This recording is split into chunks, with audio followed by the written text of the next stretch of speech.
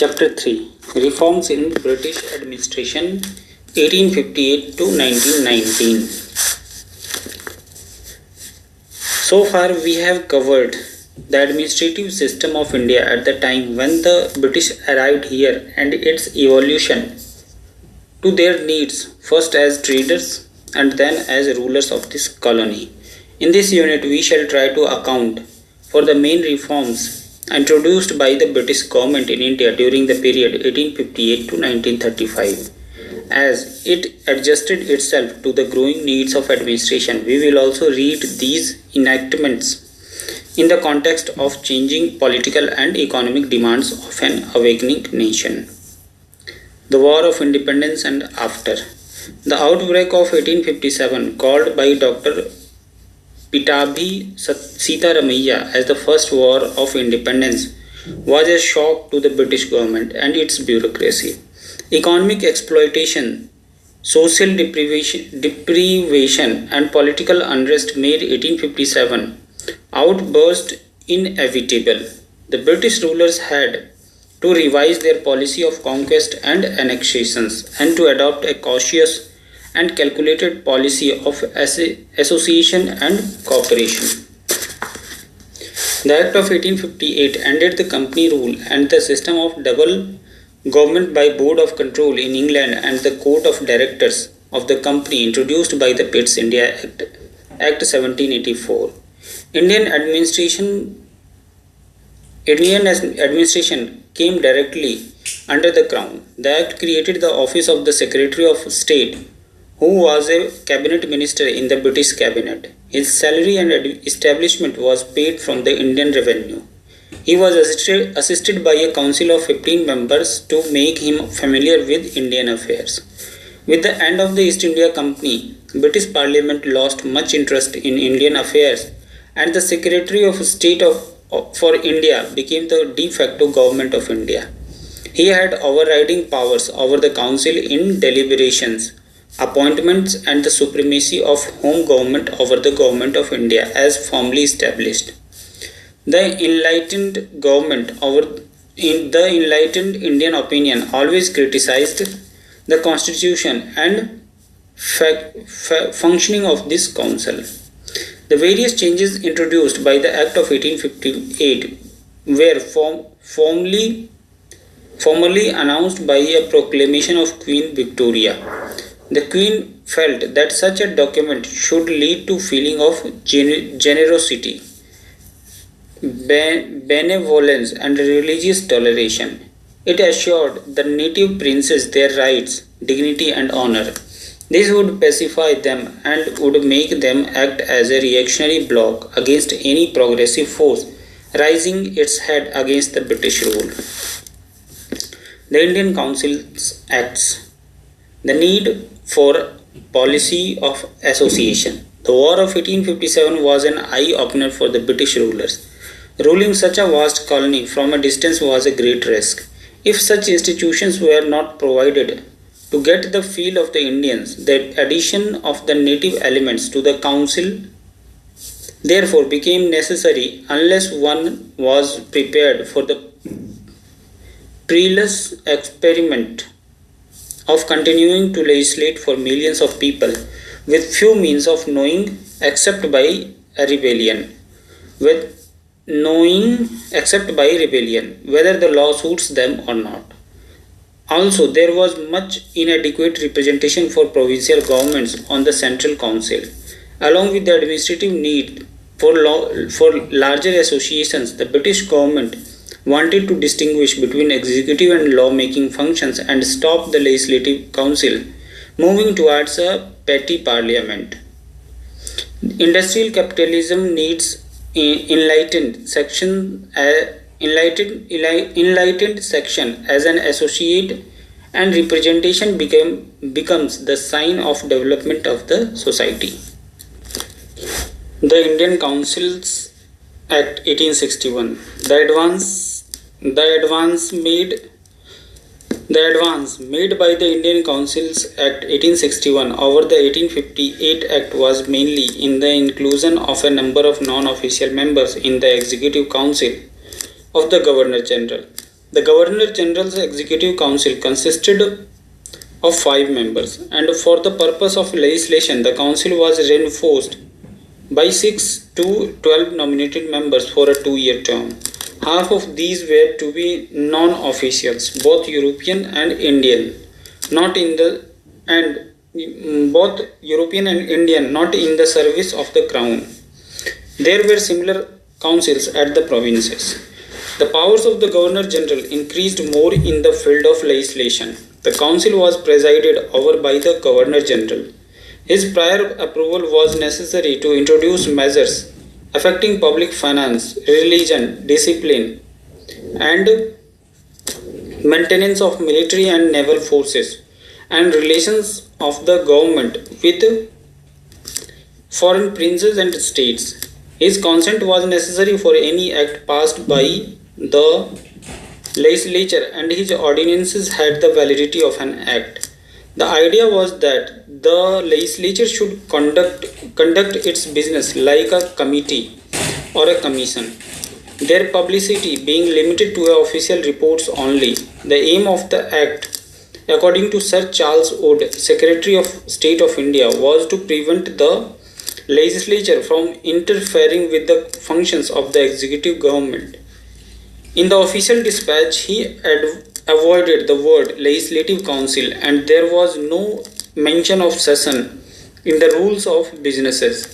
The executive government became too strong as legislature had power without control, association without representation.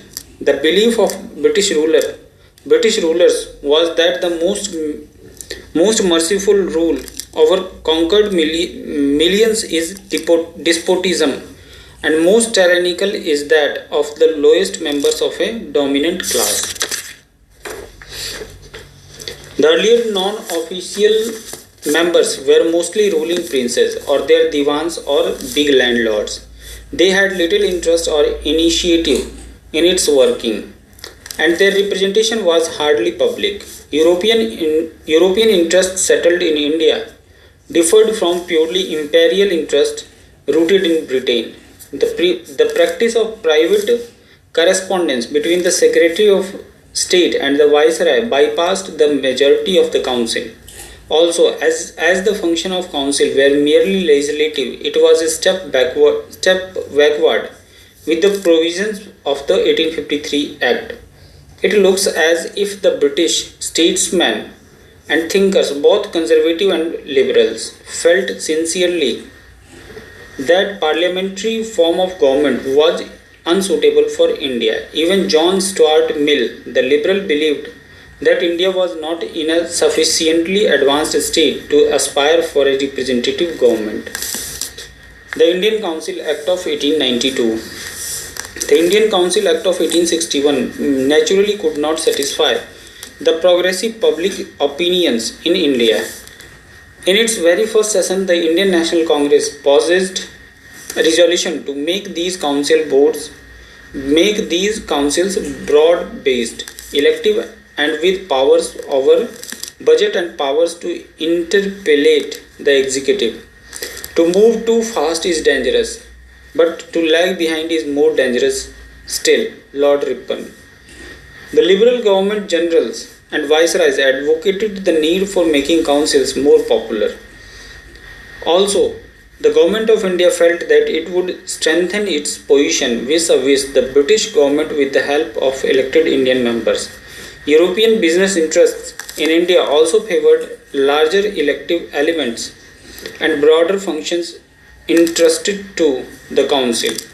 Lord Dalhousie's policy of providing for legislation on the basis of petitions from individuals and their associations contributed to the organization of opinion for reforms. Constitutionalism and consultative machinery thus moved towards a government based on popular representation. Lord Dufferin's Egyptian experience in the establishment of elected provincial councils was encouraging. He wanted to experiment the same in India. The main recommendations of the Dufferin Committee 1888 where number 1, the expansion of Presidency Council and enlarging their functions. Number 2, providing representation to important interests. Number 3, representation to Muslims in proportion to their population. Number 4, reservation for a few seats to be filled by nomination as a safeguard against any inequality in the result of elections. The provincial councils would be of two tiers. The first representing hereditary trade, professions, commercial interests. The first directly elected and second indirectly. The provincial administration would also be divided into two parts, general and local, and the councils would have larger powers in local matters. As the British statesmen were still influenced by the feeling that constitutional principles could not be applied to a conquered country and that there would be no relaxation of bureaucratic despotism, the Indian Councils Act 1892 did not much satisfy local aspirations. It expanded the Executive Council of the Governor General. Nominations were to be made by provincial councils, local bodies, professional bodies, etc. The members had now a right to put questions and discuss on matters of budget, though a previous notice was necessary and the question could be disallowed without assigning any reason. This right was more than symbolic. Obviously, official majority was maintained in both the supreme as well as provincial councils. The act really was an advance over the 1861 legislation as it gave right to the council which were parliamentary in nature. It was an attempt at a compromise between the official views of the council as pocket legislature and the educated Indian view as embryo parliaments. The right of interpellation without the right to veto carries little meaning and less weight. The extremist element in the National Congress was dominating, and the practice of the act also defeated its purpose of giving further opportunities to the non-officials and the native elements in Indian society to take part in the work of the government. The national movement and administrative reforms. The national movement and constitutional reforms. When the British established a regular system of government in India from 1857 to 1947, the slow pace of constitutional experiments showed uneasy compromises. The British statesmen were making with the exigencies in the Indian situation. The policy of apparent association therefore went hand in hand with the policy of operation, and constitutional advances were always barbed with restrictive conditions so that the core of the executive bureaucratic responsibility would remain untouched. Such contradictions seem to be inevitable with imperialism because imperialism itself is incompatible with democratic theory and practices. The contradictions were clearly exposed in Lord Lytton's repressive policy. The Arms Act, the Vernacular Press Act, holding of Imperial Darbar during severe famine, abolition of cotton import duty to serve British textile interests. This was the first time when the veto power was exercised by the Governor General in India. The Ilbert Bill controversy 1883 also was an eye-opener to Indians. The bill was to empower Indian magistrates to try criminal cases of white people which were objected by the whites. Equally eye-opening were the attempts to keep Indians out of higher jobs, especially the Indian civil services. All these clearly indicated the imperialist belief in white man's supremacy.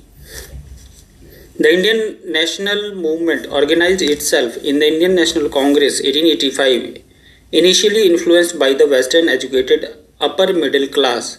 It aimed at securing reforms through peaceful and constitutional means.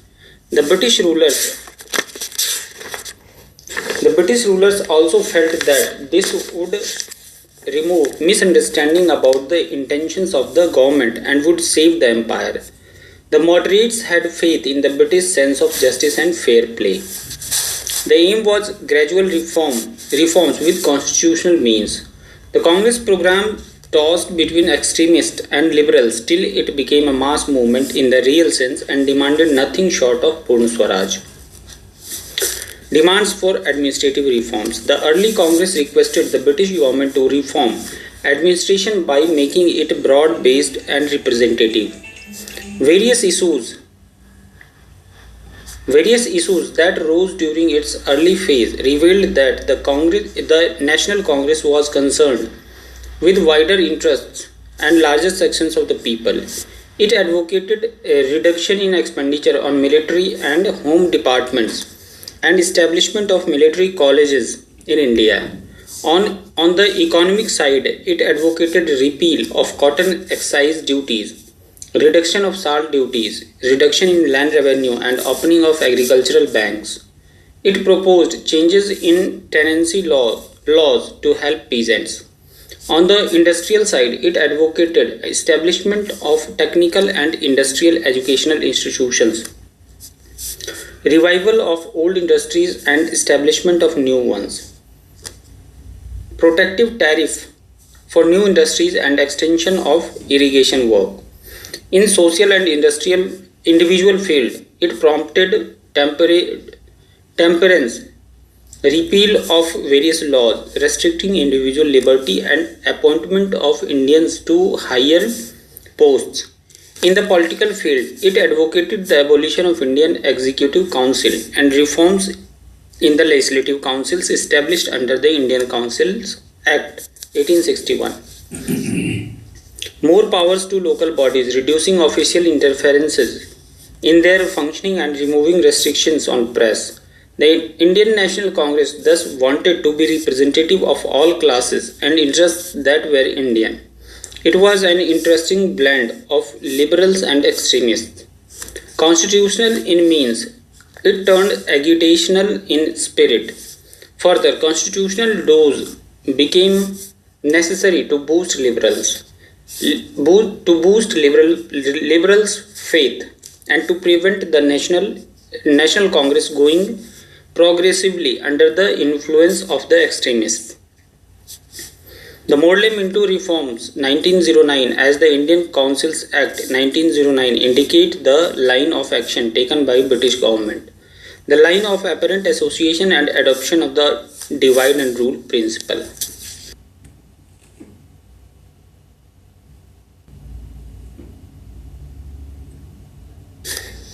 The Morley-Minto Reforms 1909, the main provisions. The Indian Councils Act 1909 substantially increased the strength of legislative councils, the imperial and provincial. For the imperial, the Supreme Council, the number of additional members was raised from 16 to 60. For major provincial councils, the number was raised to 50 and for minor provinces it was fixed to 30. The additional members were both nominated and elected. The principle of election was functional representation. In the Supreme Legislative Council, the official majority was maintained by in the provincial councils. The non-officials formed the majority. The Act definitely expanded the functions of the legislative councils. These concerned discussions on the budget, the annual financial statement, discussion on any matter of general public interest, and thirdly, the power of asking questions. The Act also increased the number of executive councillors in the three major presidencies, Bombay, Madras and Bengal. Indians were now appointed as members of Secretary of State's Council 1907 and members of the Governor General's Council 1909. Some other important features of the Act of 1909 included right of separate electorate to the Muslims. The Secretary of the State for India was empowered to increase the number of the executive councils of Madras and Bombay from 2 to 4. Two Indians were nominated to the Council of the Secretary of the State for Indian Affairs and empowering Governor General to nominate one Indian member to his Executive Council, etc. Examination of the reforms. Both Lord Morley and then Secretary of State Lord Minto, the then Governor General of India, felt that it was not desirable to introduce a responsible government in India and it would never suit the Indian conditions. The safety and welfare of this country must depend upon the supremacy of the British administration, and that supremacy can in no circumstances be delegated to any kind of representative assembly. Lord Minto. The reforms introduced Indians to the legislative culture, developing opinions out of the interaction of different interests. This is the essence of parliamentary institutions. The transfer of parliamentary responsibility now became the logical next. Introduction of elections. Though indirect elections, the power of asking supplementary questions, though restricted, the right of voting on some part of the budget,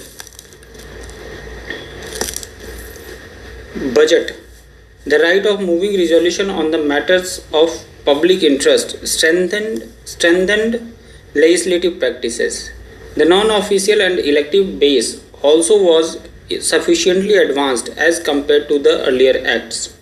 The Indian National Congress, dominated by the moderates, said that the scheme was a large and liberal installment of reforms. Morley had discussed these reform proposals with Gokhale, the liberal leader. But the rules and regulations made under the Act and the implications of certain provisions defeated the liberal spirit. The indirect system of elections inspired little interest and offered less political education. The representation of different functional interests affected the team spirit of the non-officials. The most harmful was the provision for separate representation for Muslims. This was the beginning of the communal representation. The communal electorate, which logically led to the partition of the country on communal basis. The Muslims objected to the joint electoral college, but the role of the government has also been very evident and positive in introducing communal electorates. The Muslims had got proportionally more representation than their population on the assumption of their political importance. Similar protection was not extended to Hindus majority in Muslim majority provinces. Also, the Governor General had powers to reject the appointment of any elected members to the council, and this provision restricted the freedom of the electorate. The non-Muslim majority in provincial councils was not elective. The Europeans in the Indian eyes were as good as officials. The landlords and nominated members habitually voted with the government. The representation gave Indians only personal influence but not power in legislative councils. The constituencies were small. Even with enlarged functions, the powers and position of legislative council were secondary. The resolutions of the council were not binding on the government. Its deliberations were of advisory nature. The official members were fully controlled by the official mandate and had little freedom in legislative participation. Pointed to further reforms. The policy of change with caution was found to fail, as the reforms did not provide responsible government. The moderates in the National Congress were also unhappy. The association of the Government of India with the Allies in the First World War, the Congress League Lucknow Pact of 1916, the extremists rejoining the National Congress and the Home Rule movement made it necessary for a further attempt of constitutional reforms leading not only towards a good government but a responsible government. Montagu, the Secretary of State for India, declared in August 1917 the policy of increasing association of Indians in every branch of administration and gave direction and purpose for future constitutional development. Montagu toured India with Lord Chelmsford and the constitutional Lord Chelmsford and the Montagu-Chelmsford report, an expression of liberal philosophy, proposed the reforms of 1919. It has been a milestone in the constitutional development of India. Reorganization of departments. Constitutional reforms were reflected in the changing structure of the governmental machinery as the government moved towards the federal form. Creation of new departments, their reorganization, and setting procedures for smooth conduct of department business naturally become inevitable.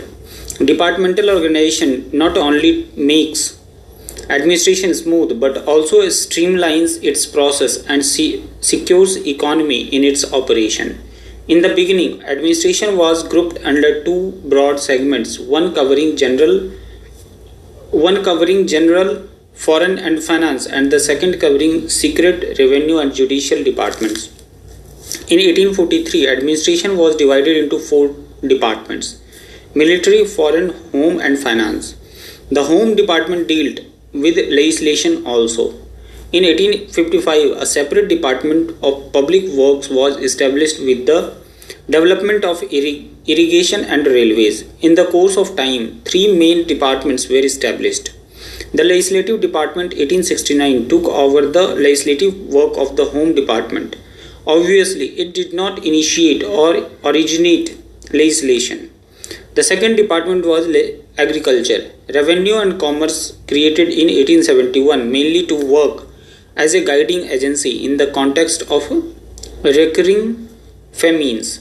The third department was industries and commerce, established in 1905. The railway board also was constituted in the same year. It was to look after the industrial and commercial development of the country. Due to the controversy between Curzon and Kitchener over the military administration in India, the military department was divided into two separate departments: the Army Department and the Military Supply Department. In 1911, Education Department was created. The creation of departments reflects the growing volume of work attended by them. It is during this period that the concept of departmental responsibility grew. Lord Dalhousie assigned each member of the council some specific departments and introduced the classification of papers as urgent, routine, unimportant and important. Only urgent papers would go directly to the Governor General. Finally, in 1862, the portfolio system came into operation. The distribution of work was made specific and the system of nothing was introduced. In 1882, the flat file system was adopted. Lord Curzon improved upon this system to reduce delay to minimize official pedantry. The emphasis was on discouraging excessive noting and encouraging personal communication. The Civil Service. Before the Charter Act of 1833, the Court of Directors of the East India Company controlled the selection and appointment of civil servants. The nominations were made individually by the directors. Young Englishmen took writership as a career and they entered into a covenant to serve the company faithfully and honestly. They were therefore called as convenated servants. The unconvenated personals were not a part of regular grade service. Also, the security of service was limited. The distinction between the two was, however, getting blurred over a period. With the Act of 1833, the disciplinary control of the Government of India was established over civil servants. The important issues in the development of civil service was the age of recruitment, division of service between executive and judicial branches, and the need and entry of Indians into these services. Lord Salisbury in 1874 reduced the upper age limit to 19 and the lower to 17th. This affected Indian candidates, though the division of service into administrative and judicial branches was not favoured.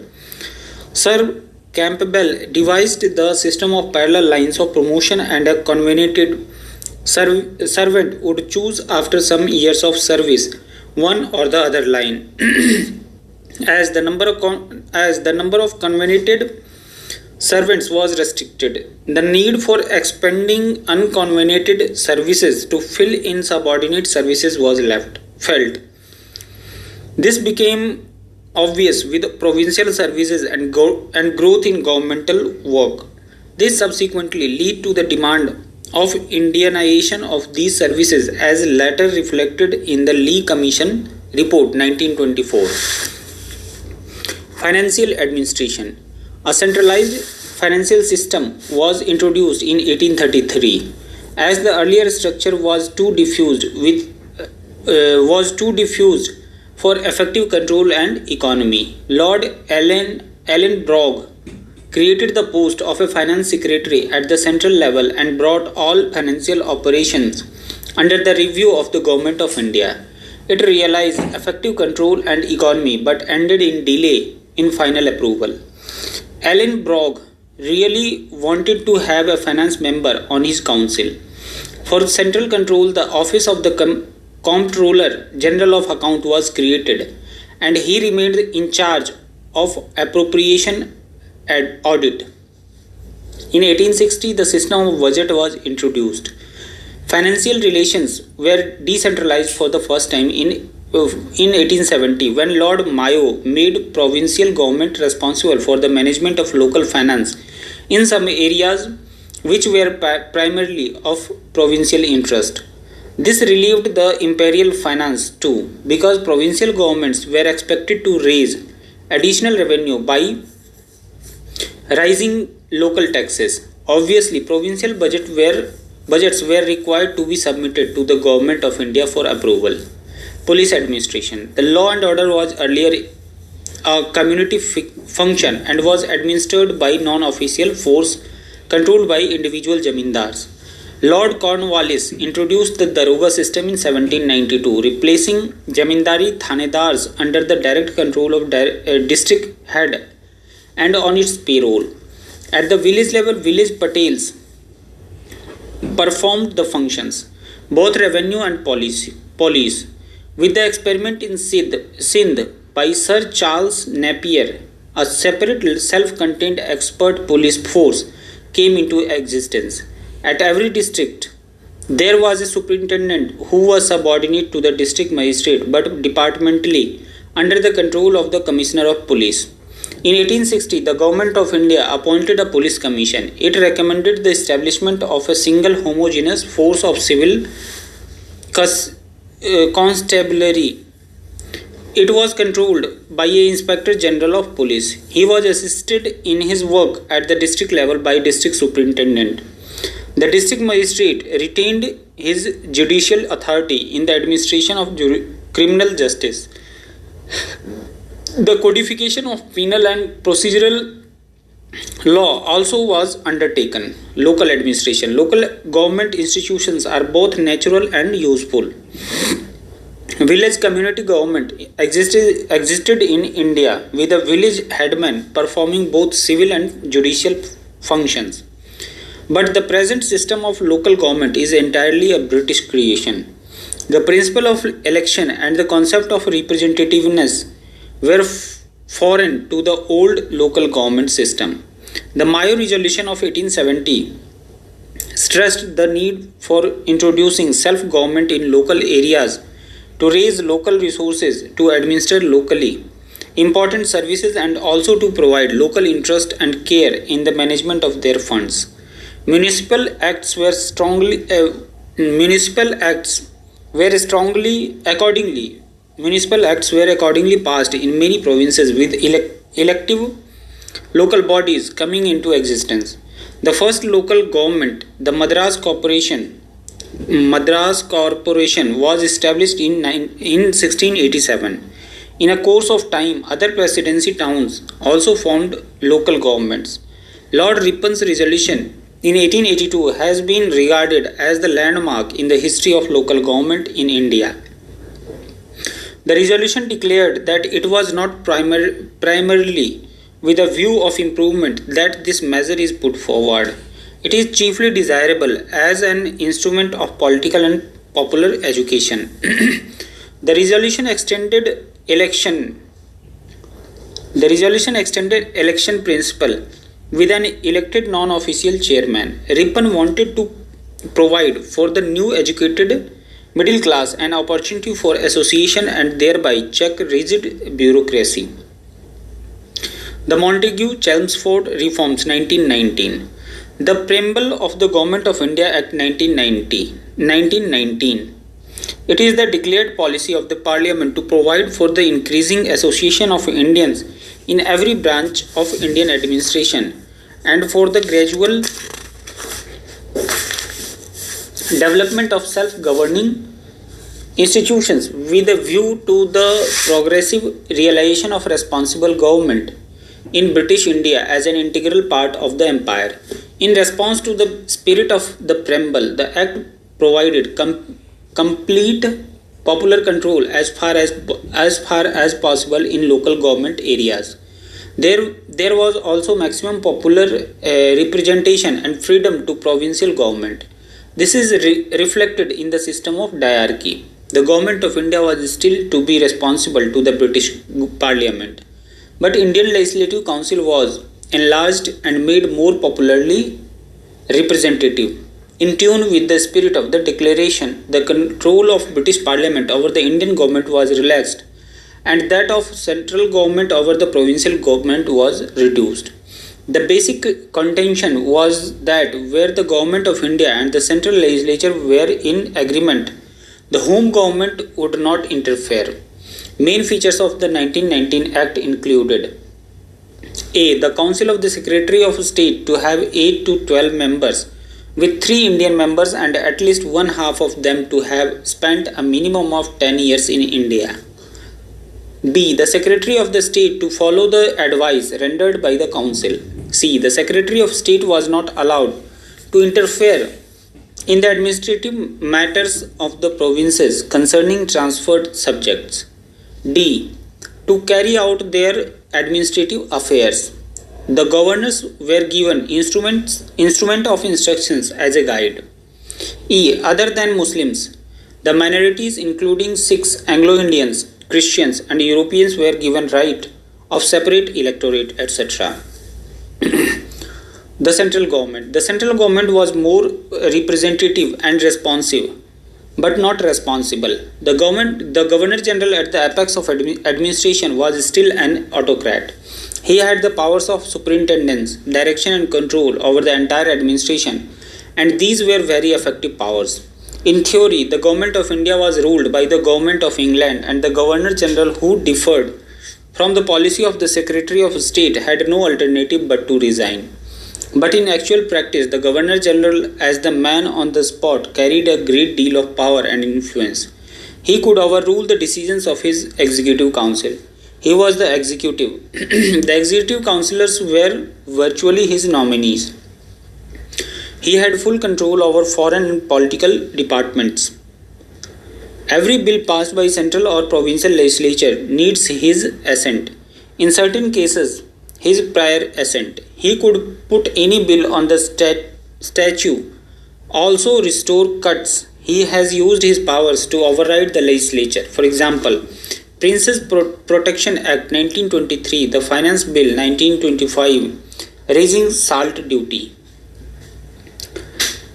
The legislature was broad-based. The strength of the Council of States 60 and the Central Legislative Assembly 140.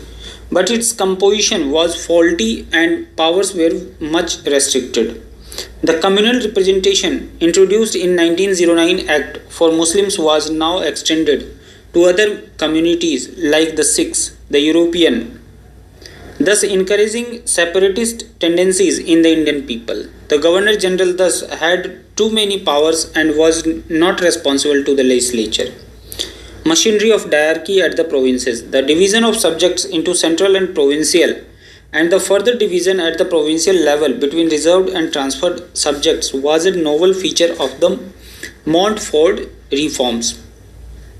Diarchy means double government at the provinces. The reserved subjects in charge of councillors nominated by the governors governor and transferred subjects in charge of councillors, ministers appointed by him. The reserved subjects were really key departments, while transferred subjects were felt safe even if placed in the Indian hands. The councillor in charge of reserved subject was responsible to the Secretary of State and the British Parliament. The minister in charge of transferred subjects were responsible to the provincial legislature. The governor exercised effective powers over the whole administration through the instrument of instruction and executive business rules. The balance sheet of reforms. The experiment of diarchy failed. The Indian National Congress boycotted the first elections 1920, though it participated in second elections 1924. Its expressed objective was to wreck the reforms. Diarchy was bound to fail. It was structurally weak and insinker in spirit. It could not therefore evolve those conventions and practice which are very necessary for administration of any constitutional experiment of such a magnitude. The division of subjects also was wrong, as a subject would be partly covered as reserved and partly transferred. Example goes, irrigation was reserved, but agriculture, which very much depended on also the concept of joint responsibility of the council. The division of council between councillors and ministers, and the excessive control of finance department over the administration of transferred subjects affected their smooth functioning. Transferred subjects starved financially, as they needed more money for development, and to their disadvantage, the source of revenue were jointly kept. The secretaries of departments belonging to the ruling class also did not cooperate with ministers in charge of transferred subjects, but it created parliamentary atmosphere in the legislature and gave people an opportunity to have a look in administration. Some major reforms pertaining to local government, Bombay, Bengal, and educational social welfare, Madras, were carried out during this period. Almost in every province, right to vote was extended to women. Diarchy failed, but it showed the way to further reform, a federal government which should be more representative and more responsive. Summary. The British government was trying to reconcile between the interests of the empire and national interest of the Indian people. The government needed the association of native people in the administration of the vast colony, but also realized the potential danger in such an association. The constitutional experiments, beginning with the Indian Councils Acts, which tried therefore to obstruct the transfer of effective power to the Indian people by making the Governor General